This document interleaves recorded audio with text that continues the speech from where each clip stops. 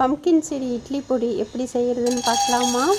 அதுக்கு நம்ம இன்றைக்கி பம்கின் சீடு எடுத்துக்கலாம். 1 கப் அளவு எடுத்து அதை நல்லா ரோஸ்ட் பண்ணிக்கோங்க.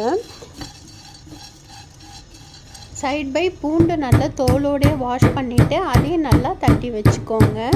இப்போ நம்மளோட பம்கின் சீடு நல்லா ரோஸ்ட் ஆகிடுச்சு. உங்களுக்கு பார்த்தா தெரியும், லைட்டாக கலர் மாதிரி இருக்குது.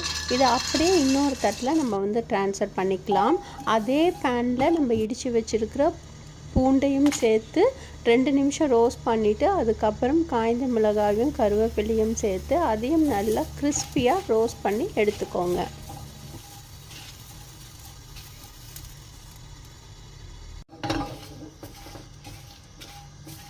கேஸை ஆஃப் பண்ணிவிட்டு அந்த சூட்லேயே கல் உப்பையும் சேர்த்து ஜஸ்ட்டு லைட்டாக ரோஸ்ட் பண்ணிக்கோங்க. அதுக்கப்புறம் அந்த கல் உப்பையும் அதே மிக்ஸி ஜாரில் நம்ம சேர்த்துடலாம். நம்ம அரைக்கிறதுக்கு முன்னாடி காரம் இன்னும் தேவைப்பட்டதுன்னா நீங்கள் 1 ஸ்பூன் மிளகாத்தூளும் 1 ஸ்பூன் சீரகத்தூளும் சேர்த்து நைஸாக அரைச்சிக்கோங்க.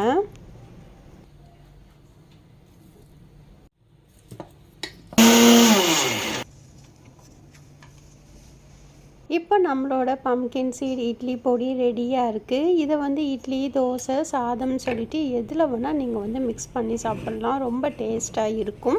இந்த பம்கின் சீடை அப்படியே உங்களோட குழந்தைங்க சாப்பிட்லன்னா இந்த மாதிரி இட்லி பொடி ஃபார்மில் நீங்கள் செஞ்சு கொடுத்தீங்கன்னா நல்ல டேஸ்ட்டாகவும் இருக்கும்.